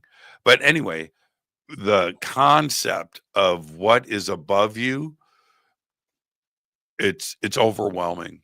It's deafeningly silent in Yes, that it's space. overwhelming. I've It's never overwhelming. been in a space that was actually devoid of sound. You think about hundreds of feet in all directions with the rocks that surround that go out into the pyramid, Yep. and you're in the middle, and there's a well that at one time would have been filled with water from the Nile River, and you can imagine that the chemicals would have shot down out of each chute and would have created a massive hydrogen, tiny particles that would have gone up and would have been a power generator for that pyramid, like providing electricity to the entire planet, Yeah, it's intense is the which is word. what they were, by the way, not tombs. Spoiler Uh alert for everybody. I don't know, Lori. That's such a good point, and I get asked that all the time. Um, You mean like I, what were they for? what do I think? What do I Yeah, think? yeah. And um, I can tell you that it wasn't. I just don't feel the tomb vibe. And No, they no, never found any bodies or well, any but it doesn't mummy look. things. It doesn't look No, adorned. it's not set up like that. No, You it's can set up tell like a it's factory. functional, Yeah, it's a functional, factory. Uh-huh. Mhm. functional. You go into the grand gallery, you Yes. stand at the bottom and you look up. Yes. It's cool. It's precise. It's amazing. It's not beautiful. No. No, but I You think know what I mean? It's yes, oh, mechanical. for It's a sure. factory. Yeah, yeah. But I do think that the outside, when they were built, would have been beautiful with that polished white limestone gleaming and probably a gold capstone. And what we're just seeing now is framing. That's all that's left is framing. So, like when you're building a house and you've got the framing of the 2x4s, that's what's left right now of those pyramids. That's what we're seeing. We're not seeing the stucco or the finished brickwork that would have been like on a house on the outside to finish it. Right, right, right. Can you imagine how beautiful I cannot. you, They're you know when so you're big, yeah, they're so big gleaming in when the desert. you're coming across Saqqara, right? And you look off and you see them. Now they're beige. Right. Okay. Can They you just blend in imagine? with the sand around it. Yeah, They blend. But they can you do. imagine Ah, gleaming white yes. off the sun? What that must have looked like back in the Or day? Oh even my like the God. moonlight Could you imagine? it would have been unbelievable. Well, the bent pyramid kind of has that vibe, Yeah. Yeah. because it's still finished Yes. somewhat. Somewhat. So, The top yeah, part at least. Yes. Yes. Yes. mm, it's Yes. pretty covered. Yeah. It's pretty covered. And that was the other, man, my throat was so overwhelming to me was the bent pyramid journey. We didn't get to go to the bent pyramid, so it was we were supposed to go, it didn't happen. Right. Right. Well, that's a okay. Anyway, so back to all of this. Yeah, Um it- the idea of the afterlife is so well represented with these different cultures around the world. agree. Why is it today that we consider this fringe or woke? I I don't don't get think that. we do anymore. I really think that these conversations every day are becoming more and more mainstream. They estimate that millions, probably 10 million or more people have had a near death experience. Whether they choose to share it, talk about it, they're having them. They're bringing back memories. They're opening up to new abilities. And I think that when people lose somebody, they begin to search. They want to know, they want to find some type of evidence or reassurance that our loved ones have not just disappeared, that they are still around. And I see people leaving religion in droves, not so much because religion is bad, it has its place, it has its connection, but because people are wondering, is there more than what we've been told? And Right. when you search to find those answers, you wind up listening to somebody who has had an experience that they can explain that helps you to then feel in your heart whether that feels genuine or not, because we're all intuitive. And if we connect into how we feel when we listen to something, you'll know if something feels like it's real or it feels fake to you. And when you hear something and it resonates in your heart, it resonates in your body, you take that in. And when it doesn't, you push it away and say, this isn't for me. And you leave it behind, but you let your heart be your guide to whether you think something resonates and makes sense for you. And you're the only one who can decide that. Well, are you hearing with your interviews Yeah. when you're talking about NDEs and do you start to make connections between these different experiencers and uh, what's the word that I want to use here? Um, Not verification, but a Evidential connecting of the dots. information. Yeah. Evidential. Okay. That's a really great place because this is something that I try to bring out when people talk about their experiences. And I'll share one that I think is particularly significant that I heard recently. So, when you have an experience and you die, and then you're in a coma state, there are people who are able to come back and bring back evidential information, or people who leave their body during a surgery and they witness conversations that they should not have been able to hear.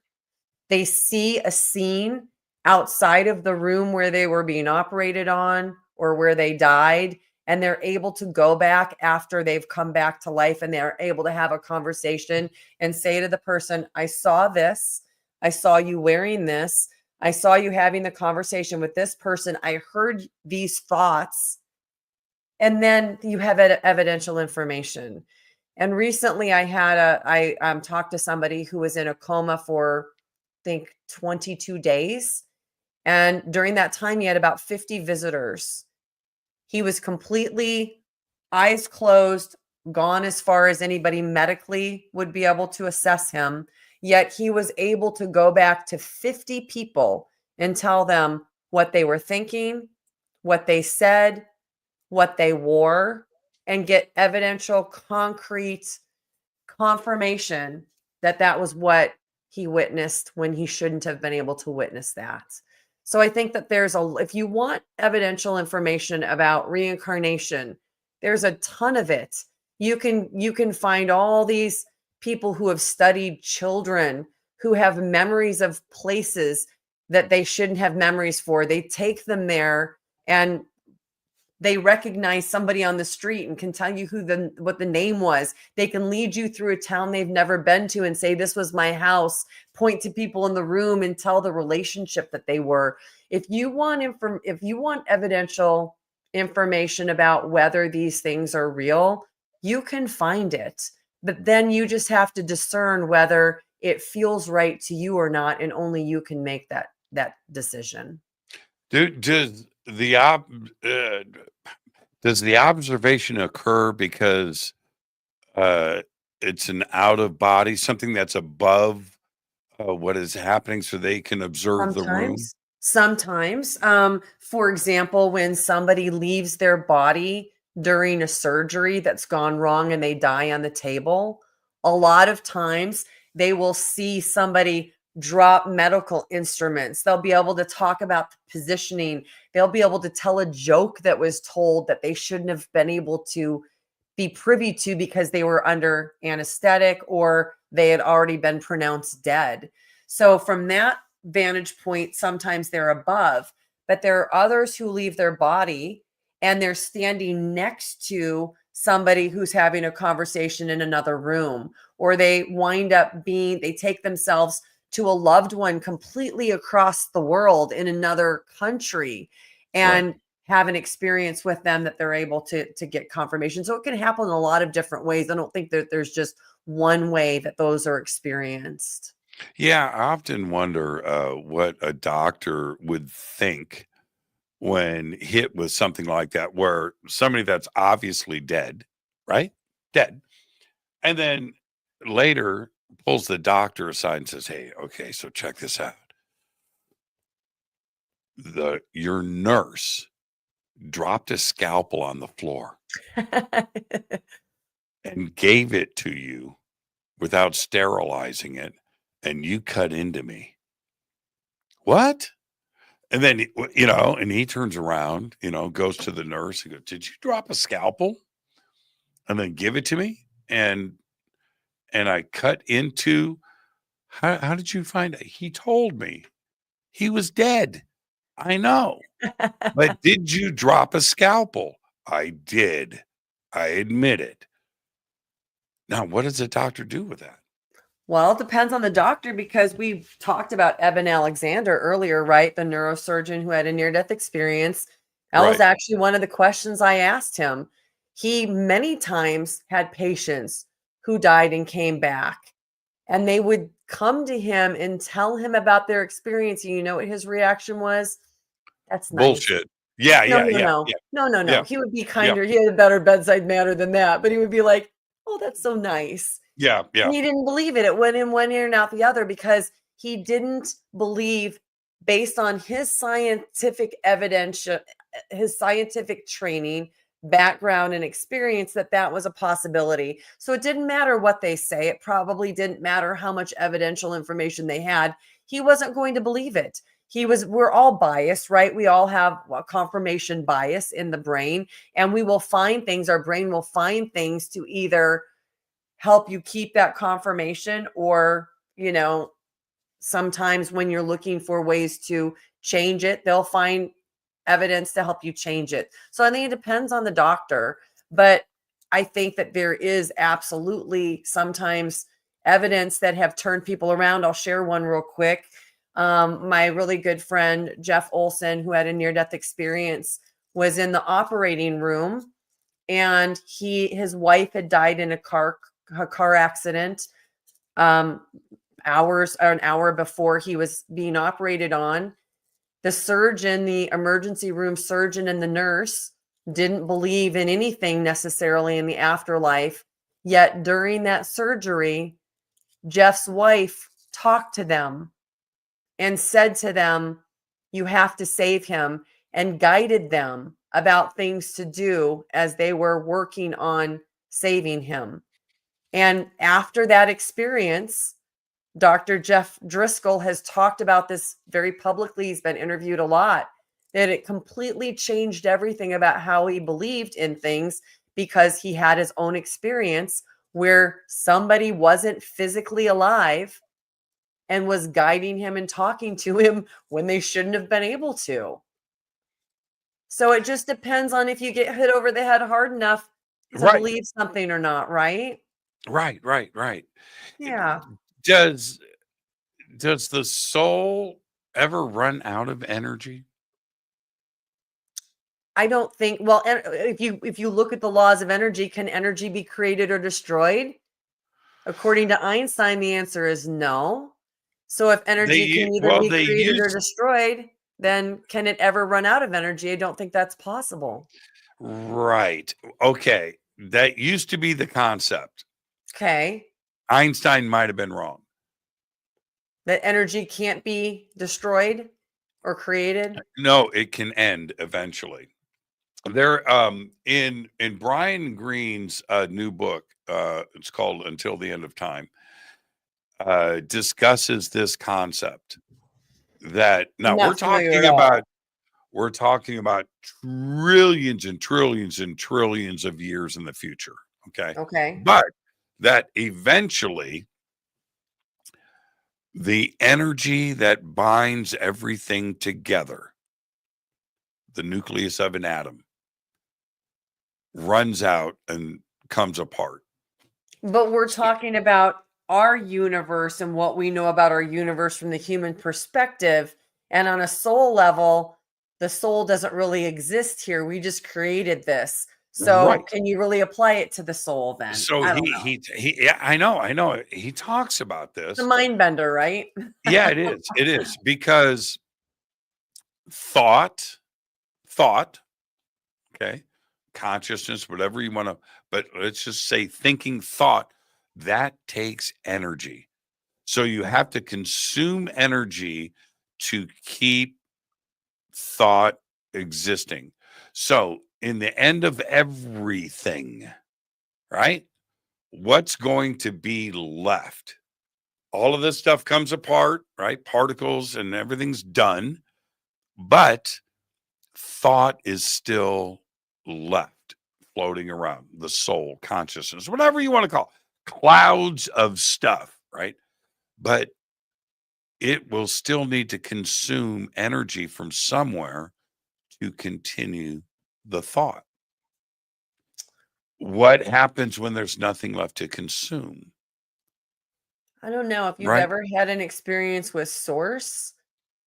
I don't think you could have that thought, because when you experience the power of source, which I did on a winter solstice in 2020 on one of those journeys, It was what I would call excruciating ecstasy, and the power that existed there is still something I try to grapple with and can't wrap my mind around in any way, shape, or form. And so I guess for me personally, I don't think that there's anything that could supersede that type of power. I don't think that that could have an ending. Yeah. So this is why you are correct. I love that. Okay. This is my opinion. I'm not a PhD. I just play one on TV. Okay. Is that, let's say we get to the end of everything, right? Okay. And source is all that's left. There's no planets. There's nothing. There's no suns. There's nothing. It's blackness everywhere, right? There's nothing left but consciousness, source, thought. Then it happens again. Another big bang, another accidental collision of a couple of particles that sets off a chain reaction, and then poof, galaxies, and everything just restarts. What's wrong with that concept? I don't think that there is anything. So that source that you're talking about has been around forever. Yeah. Forever. So too. Remember, we were talking earlier how boring that would be, just getting smarter and smarter and smarter. Source has been doing that. Yeah. You know, Well, we're just extensions of it, just having experiences that it's able to experience for the fun dumb experience. Yeah, we are dumb, naive, stupid versions of it. Right? Maybe in the human body, but on the other side. Yeah. So, I'm okay with that. I'm okay with that. I'm okay with that too. Yeah. And you know what's funny, Jimmy? I say the more I study this, the more I talk to people, the less I understand. Isn't that beautiful though? It is. It's the journey. Do I have all of the answers? No, I'm not even Never close. will. But you're exactly. close. Yeah, it's just yeah. Right. It's just trying to figure it all out. That's why I have no issues with life on the other side or anything like that. And eventually I'll get there and experience that. But for now, I'm enjoying my time with where I'm at, trying to get to those answers because I think it's so much fun just to learn and expand and have guests like yourself where we can, these are very, very important, non-trivial issues. I mean, like for real. And we're all on that same journey trying to figure it out. And that's why I'm here. And eventually I'll get to the big stuff. But for now, let's just enjoy the time that we have here and go and seek some more knowledge. I love it. Well, like, what else can we do? Where can everybody chase you down? Well, I think probably the easiest place to connect is on YouTube. So it's my name. It's Laurie Majka, Majka. But if you just type in Laurie NDE, Laurie Near Death Experience, it'll come up. I've interviewed probably well over 200 people who've had near-death experiences and spiritually transformative experiences. You can go to my website if you want to learn more about my book, Signs Surround You, Love Never Dies. That's lauriemajka.com. I don't really do that much with Instagram or Facebook.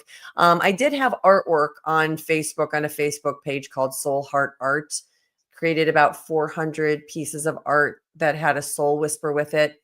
They were inspired by the other side. They really didn't come from me, but people really liked it. But I don't do it anymore, so it's still out there. There's there you go. Explore. What a great conversation, and I look forward to our next one, Laurie. It's just perfect. What a perfect night on the show. Thank you so much. Well, thank you. Happy Valentine. Happy Valentine's Day. I'll talk to you. Thank you so much. Perfect night on the show, everybody. That was divine. That was perfect. And what do I have? Oh, geez. Let me see here. Hold on. I am going to click here. What is going on tomorrow night? Does anybody know? Let me see. What is going on tomorrow night? tomorrow night. Oh, Mark Hartzman is with us tomorrow night. This is Fade to Black. I want to thank Laurie. Laurie's links are below on our website and throughout social media. So for now, all I've got is Go Beckley Tappy. Fade to Black is produced by Hilton J. Palm, Renee Newman, and Michelle Freed. Special thanks to Bill, John, Dex, Jessica, Dennis, and Kevin. Webmaster is Drew the Geek. Music by Doug Aldrich. Intro, Space Boy. Fade to Black is produced by KJCR for the Game Changer Network. This broadcast is owned and copyrighted 2024 by Fade to Black and the Game Changer Network, Inc. It cannot be rebroadcast, downloaded, copied, or used anywhere in the known universe without written permission from Fade to Black or the Game Changer Network. I'm your host, Jimmy Church. Go Beckley Tappy.